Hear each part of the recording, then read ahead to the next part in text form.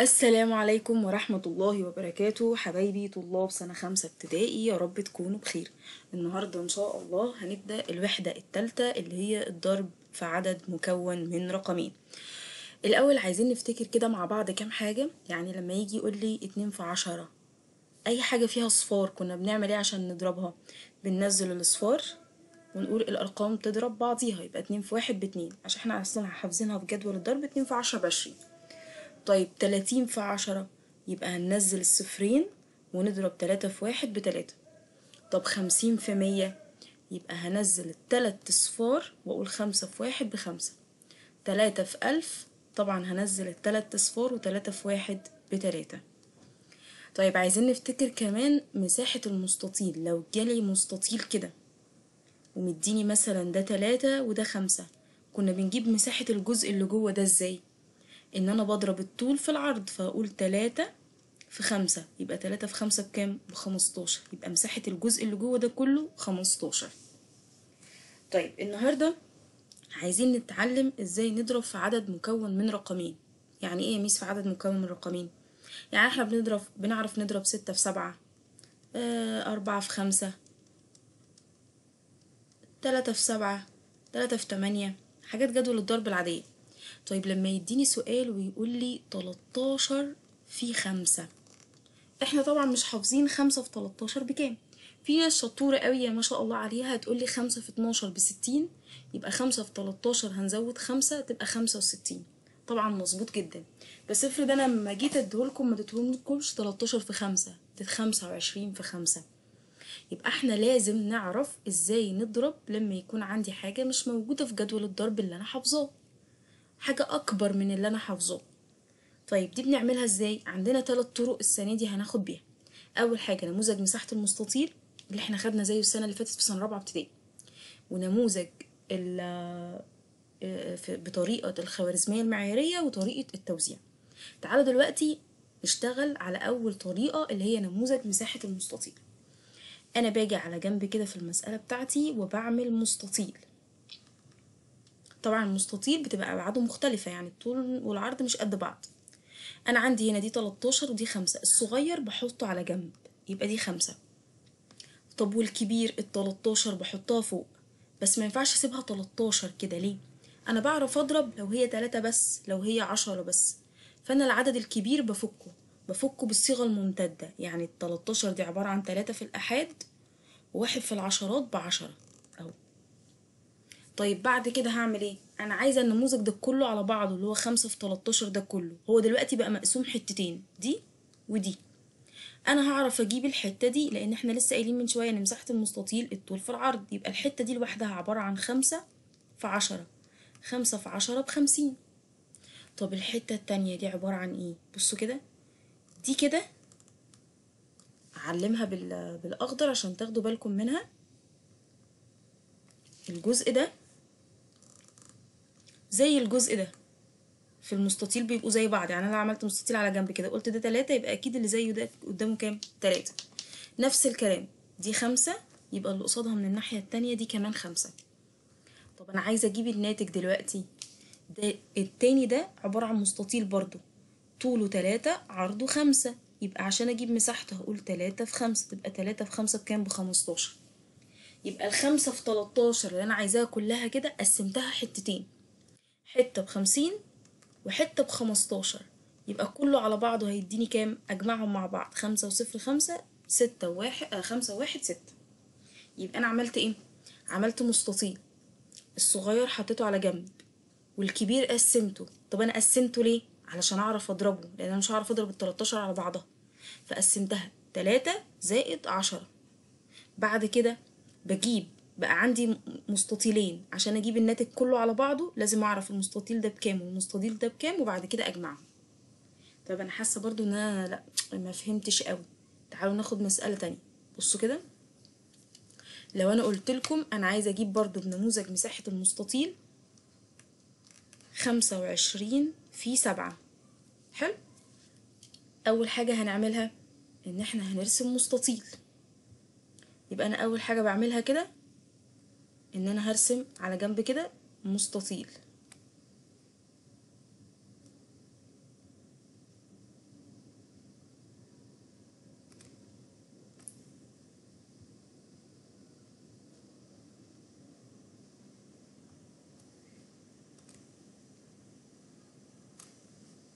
تمام كده. طيب بعد ما ارسم المستطيل هعمل ايه؟ اول حاجة بعملها الصغير بحطه على جنب. مين الصغير هنا؟ اكيد السبعة. يبقى هاجي على جنب كده واكتب ان دي السبعة، وطالما ده سبعة يبقى ده كمان زيه سبعة. طيب اللي بعدها الكبيرة 25، انا مش عارفة اضربها على بعضها هفكها يبقى 5 و2 في العشرات ب20. يبقى انا كده قسمتها نصين، نص مرة هعملها 5 ونص مرة هعملها مع 20. يبقى انا علشان اجيب مساحة المستطيل الاولاني ادي الطول وادي العرض، 7 في 20، 7 في 20. يبقى هنزل الصفر واقول 2 في 7 ب14. طب عشان اجيب المستطيل التاني ادي الطول 5 والعرض 7، او العكس. يبقى عشان اجيب التاني هضرب 5 في 7، 5 في 7 بكام؟ ب35. يبقى عشان اجيب الناتج كله بتاع السبعة في ال25 كلها هجمع ال35 زائد ال140 واقول 5 وصفر 5، 3 و4 7 والواحد ينزل. يبقى الناتج هيطلع 175. مسألة كمان عشان نفهم اكتر لان هو عايزة ممارسة. لو انا قلت 32 في 6، تعالوا نعملها على جنب. اول حاجة هنعملها ان احنا هنرسم مستطيل. هاجي على جنب كده واعمل مستطيل. طيب بعد ما ارسم مستطيل ايه اللي هعمله؟ همسك الصغير. مين الصغير؟ الستة، ادي الستة هنا. مين الكبير؟ ال32، مش هضربها كلها هفكها، 2 والتلاتة في العشرات ب30 اهو. طب بعدين هعمل ايه؟ اضرب بقى، طالما ده 6 فيبقى ده كمان 6. اول واحد عبارة عن ايه؟ 30 في 6، المستطيل اهو 30 في 6، يبقى هضرب 6 في 30، يبقى الصفر هينزل و3 في 6 ب18. طب المستطيل التاني عبارة عن ايه؟ 2 ادي طول وادي عرض، 2 و6، يبقى هضرب 2 في 6 ب12. يبقى عشان اجيب الناتج هجمع 180 زائد 12، 0 و2 2، 8 و1 9 والواحد ينزل، يبقى يطلع 192. وخلي بالكم انا هنا الصغير ده كام؟ كان 6. انا كأني بالظبط مسكت ال6 دي ضربتها في كل اللي فوق. يعني انا ضربت ال6 في ال30 وبعد كده ضربت ال6 في ال2. برضك هنا نفس الكلام، انا ضربت ال7 في ال20 وبعد كده ضربت ال7 في ال5. يبقى الرقم اللي على الجنب ده بيتضرب في كل اللي موجودين فوق. طيب تعالوا نصعبها شوية وناخد مسألة أصعب شوية. يعني بدل ما يديني مثلا 13 في 5 يبتدي بقى يديني 23 في 15. يعني أنا لو عندي كده 23 في 15 وعايزة أجيب الناتج بتاعها برضو بنموذج مساحة المستطيل. فأنا أول حاجة هعملها إن أنا هرسم مستطيل. ديني رسمت المستطيل. طب بعد ما ارسم المستطيل أدور على العدد الصغير. مين العدد الصغير هنا؟ ال15. بس ايه ده؟ انا لقيت فيها مشكلة، ده 15 انا مش حافظة جدول 15، فهعمل ايه؟ اضطر افك كمان ال15. يبقى انا لما جيت الاقي العدد الصغير لقيته 15. احنا في اللي فاتت كان في 6، كان في 7، في 4، فدي سهلة احنا حافظين جدول الضرب بتاعها. لكن 15 احنا مش حافظين جدول الضرب ليها، فهضطر افك ال15 كمان. يبقى انا هفك ال15 عبارة عن 5 و10. يبقى انا قسمتها كده نصين، هعمل ال5 وهعمل ال10. طيب ال23 عبارة عن ايه؟ هي كمان هفكها 3 و2 في العشرات ب20. يبقى قسمتها كده. بص قسم لي المستطيل كله عبارة عن كام في كام؟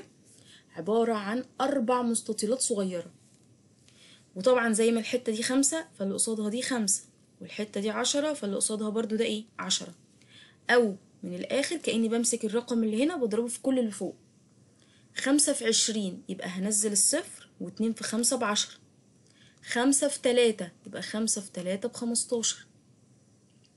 طب ده يا ميس 10 في كام؟ ما احنا لو لاحظنا كده هنلاقي بصوا ال10 دي فوق في 20، اللي تحت زيها برضو ب20. لو اللي فوق دي كده 3 يبقى اللي تحت زيها دي ب3. ومن غير ما اكتبهم كده، مش احنا اتفقنا ان الرقم اللي هنا ده بيتضرب في كل اللي فوق؟ يبقى ال10 هضربها في ال20، 10 في 20 يبقى هنزل الصفرين، و2 في 1 ب2. وال10 هضربها برضو في ال3، يبقى 10 في 3 ب30. طب انا عشان اجيب الناتج، عشان اجيب ناتج المستطيل الكبير ده كله على بعض يبقى لازم اجمع كل اللي جوه. يبقى هجمع 100 زائد 200 زائد 15 زائد 30، ونتأكد واحنا بنكتبهم تحت بعض ان احنا حاطين الآحاد تحت الآحاد تحت الآحاد، عشرات تحت عشرات تحت عشرات، عشان نعرف نجمع. 0 وصفر وخمسة يبقى هي الخمسة. 0 وصفر هو الصفر، 1 و3 4 و2 و1 3، فهتطلع 345. طيب تعالوا ناخد مثال تاني علشان نفهم اكتر. لو انا هضرب 62 في 35، اول حاجة هنعملها عشان احنا بنحل بطريقة نموذج المستطيل ان انا هعمل مستطيل. طيب بعد ما اعمل مستطيل هعمل ايه؟ ادور على العدد الصغير. مين الصغير هنا؟ ال35. بس احنا مش حافظين جدول لل35، يبقى انا هفك ال35، الخمسة لوحدها وال30 لوحدها. وطبعا ال30 انا هعرف اجيبها بسهولة لان الصفر كده كده بينزل، فكأني بضرب في 3. طب العدد التاني كام؟ 62، برضو مش حافظة جدول 62، يبقى هحط الاتنين لوحدها وال60 لوحدها وقسمتها كده. يبقى انا كأني قسمت المستطيل كله 4 اجزاء، اشوف كل جزء لوحده كام، وبعد كده عشان اجيب الناتج كله اجمعهم مع بعض. مين هنا اللي عندي؟ الخمسة، يبقى الخمسة تتضرب في كل اللي فوق، يبقى 5 في 60، يبقى الصفر ينزل، و5 في 6 ب30. بعد كده الخمسة تتضرب في الاتنين، يبقى 5 في 2 ب10. خلصنا الخمسة، داخلة على مين؟ ال30، يبقى ال30 هتتضرب في ال60، يبقى الصفرين هينزلوا، 3 في 6 ب18، وال30 برضو تتضرب في الاتنين، فالصفر هينزل، و2 في 3 ب6. طيب لو انا صعبتها اكتر، تعالوا نصعبها اكتر، وقلت لكم تعالوا نضرب، بصوا كام بقى؟ 127 في 14، دول كام رقم بقى؟ 3 ارقام في رقمين، عادي مش فارقه معانا، احنا ماشيين بالخطوات. اول حاجه بعملها ان انا بعمل ايه؟ مستطيل. طب بعد ما اعمل مستطيل بعمل ايه؟ بدور على العدد الصغير. مين العدد الصغير؟ ال14. بس انا مش حافظه جدول 14، فبقسم ال14 عباره عن 4 في الاحاد وواحد في العشرات ب10، يبقى انا كده هقسمها ايه؟ 2 عشان اعرف احسبها.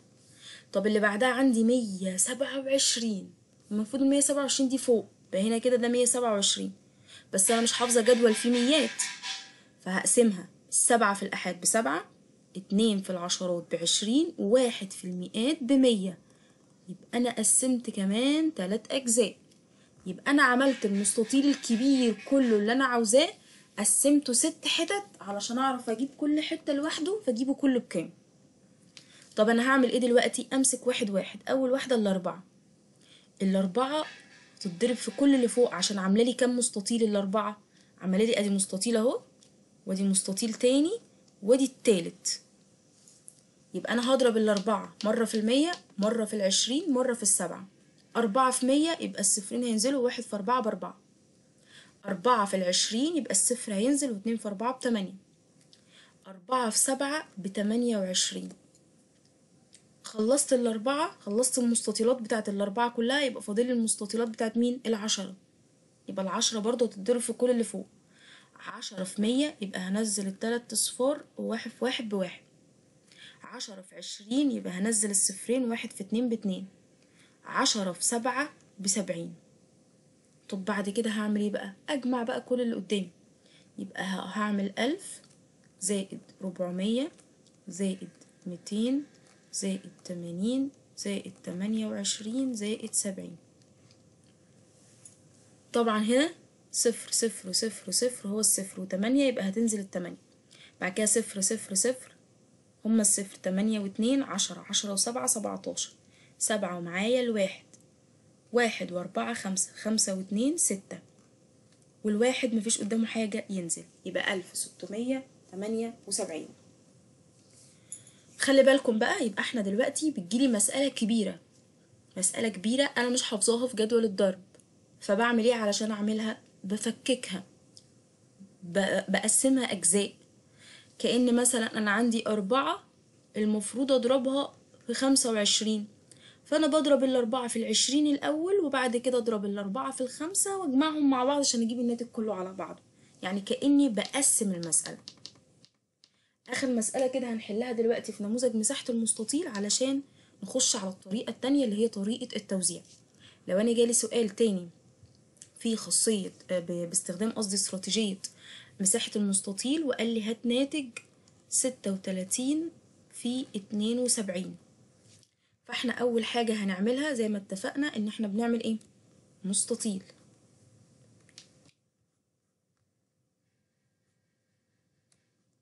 ادي المستطيل، وبعد ما اعمل مستطيل بقسمه. الاول فين الصغير؟ الصغير ال36، يبقى دي بحطها على جنب وبفكها، 6 لوحدها وال30 لوحدها، يبقى انا كده هقسمه نصين. بعد كده ال72 احطها فوق، الاتنين لوحدها وال70 لوحدها، بفكها بالصيغة الممتدة. بعد كده هعمل ايه؟ اجيب الناتج بقى.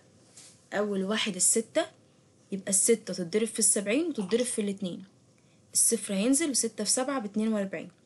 بعد كده 6 تتضرب في الاتنين، 2 في 6 ب12. بعد كده هنمسك بقى ال30 تتضرب مرة في ال70 ومرة في الاتنين.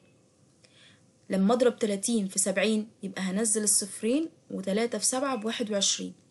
لما اضرب ال30 في 2 يبقى هنزل الصفر، و2 في 3 ب6. يبقى انا هجمع بقى كله، ال420 وال2100 وال12 وال60. صفر صفر واتنين، يبقى هي الاتنين. صفر واتنين اتنين، اتنين واحد تلاتة، تلاتة وستة تسعة، واحد واربعة 5 والاتنين تنزل.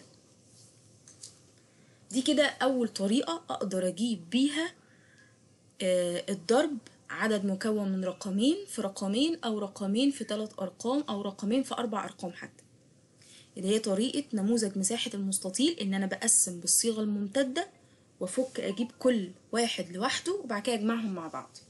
طيب تعالوا نشوف تاني طريقة اللي هي طريقة التوزيع. بالنسبة بقى لتاني استراتيجية اسمها خاصية التوزيع. عشان نفتكر كده خاصية التوزيع دي معتمدة على تالتة ورابعة ابتدائي. لو تفتكروا لما كان بيديني مثلا رقم 2 في ويفتح لي قوس يقول لي 3 زائد 4، ده معناه ايه؟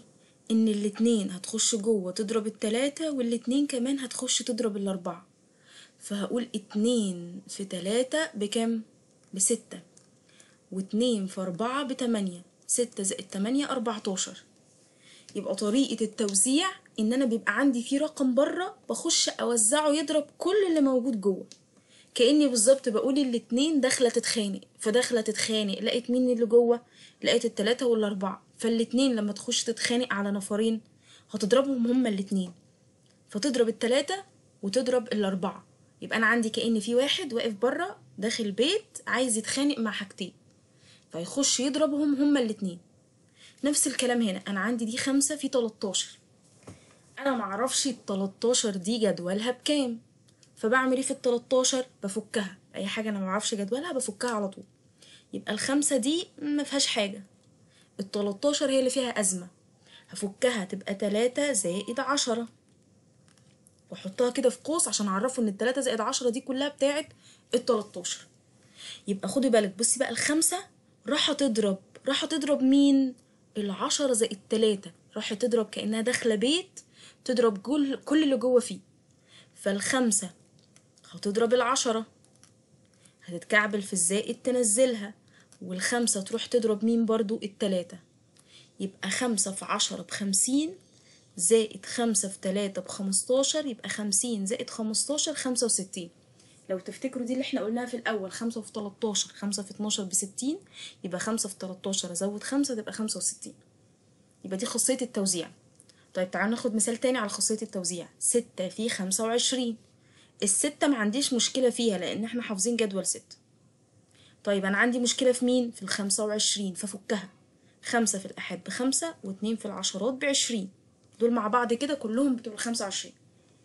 يبقى الستة دلوقتي داخلة تضرب البيت بتاع ال25، فلما تخش تضرب كل اللي جوه البيت، يبقى الستة هتضرب ال20 هتتكعبل في الزائد هتنزلها، الستة تضرب مين برضو؟ ال5. طيب تعالى نعملها واحدة واحدة كده. 6 في 20، الصفر هينزل، و2 في 6 ب12، زائد 5 في 6 ب30، يبقى 120 زائد 30. طبعا احنا نجمع صفر زائد صفر هو الصفر، 3 و2 5 والواحد ينزل. طيب افرض يا ميس قابلني سؤال زي اللي احنا كنا حليناه في الأول اللي هو 15 في 23. احنا هنا اللي فوق كان بيقابلني ميزة ان انا عندي 6 أو 5 دول جداول ضرب انا حافظاها، لكن ال15 انا مش حافظه لها جدول ضرب. هعمل ايه؟ هفكها هي كمان، حاجة انا مش حافظه لها جدول ضرب فكها على طول. يبقى فكها 5 زائد 10، يبقى دول كده كلهم بتوع ال15. هتضرب مين؟ ال23، وانا مش حافظه جدول ال23، يبقى اخليها 3 زائد 20. ايه ده بقى؟ ده انا عندي 2 هيضربوا 2. انا دلوقتي لو قلت انا عندي فريقين محمد واحمد رايحين يضربوا فريقين تانيين معاذ وسيف، ايه اللي هيحصل؟ محمد هيضرب معاذ وهيضرب سيف، واحمد هيضرب معاذ وهيضرب سيف، كله هيلطش في بعضه بمعنى اصح. يبقى محمد هيضرب معاذ ويضرب سيف، واحمد يضرب معاذ ويضرب سيف. طب انا عندي هنا ايه؟ ال5 زائد ال10 المفروض تروح تضرب ال3 زائد ال20. دول كام نفر؟ نفرين. يبقى كل واحد من النفرين لازم يروح يضرب الاتنين التانيين.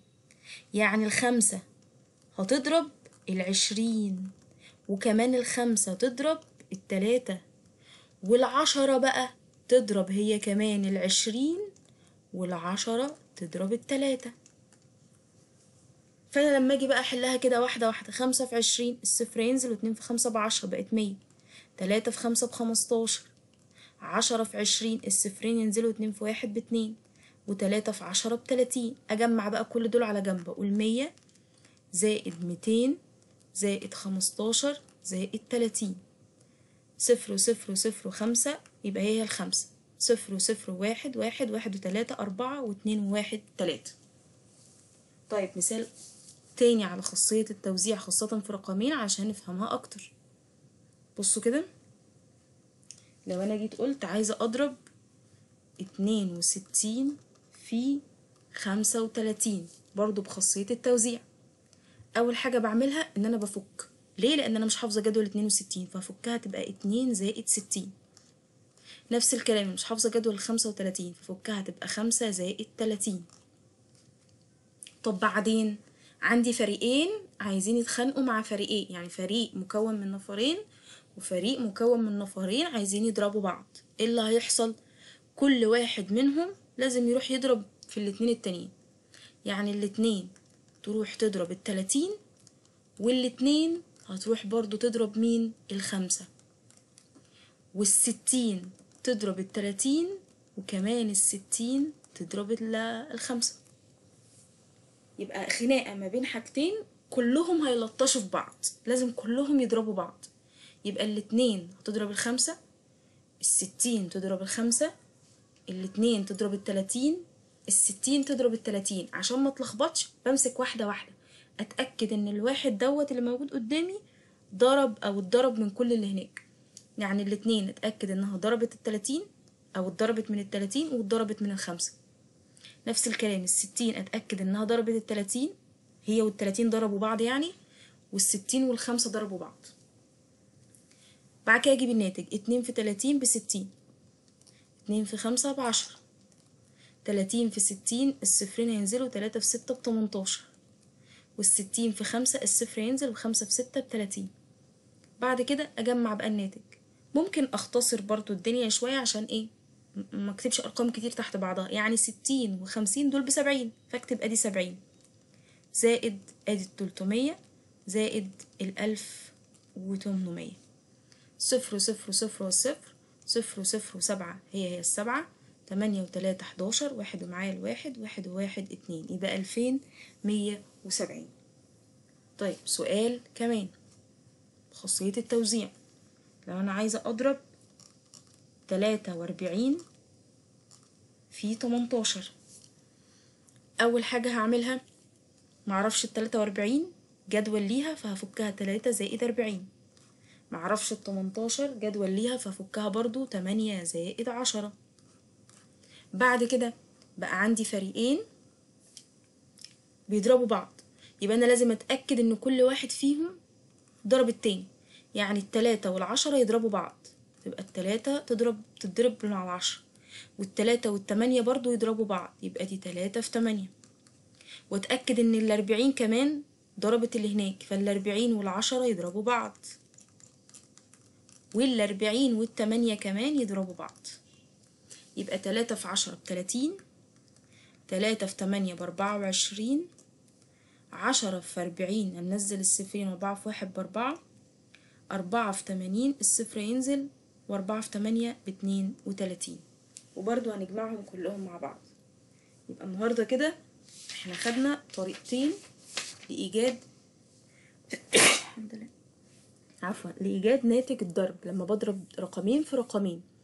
خدنا النهاردة طريقتين، اللي هي طريقة نموذج مساحة المستطيل وطريقة التوزيع. ونخلي بالنا علشان في مساحة المستطيل أوقات بيجيب لي يعني أسئلة مختلفة. يعني مثلا يديني نموذج مساحة المستطيل زي اللي انتوا شايفينه ده كده، ويقول لي في نموذج المستطيل المقابل ال A بتساوي كام. يعني بدل ما يطلب مني ان انا اجيب مساحة المستطيل كله من اوله لاخره، ممكن يطلب حاجة. فانا هعمل ايه هنا؟ هشوف ال A دي فين، دي بتاعت اول مستطيل اللي هو كام في كام، 5 في 30. يبقى عشان اجيب ال A هضرب 5 في 30، يبقى الصفر ينزل، و3 في 5 ب15، يبقى ال A مكانها 150. ممكن يجيب لي نموذج المستطيل كله ويقول لي ناتج الضرب هو نقط. يبقى عشان اجيب الناتج هجمع كله، هجمع ال600 مع ال150 مع ال20 مع ال80. 5 2 و8 10 و5 يبقى 15. 0 0 هو الصفر، 5 و15 5 ومعايا الواحد، 6 و1 7 و1 8. يبقى الناحية النهاردة خدنا ان ازاي نضرب رقمين في رقمين بطريقتين، اللي هما نموذج مساحة المستطيل وخاصية التوزيع.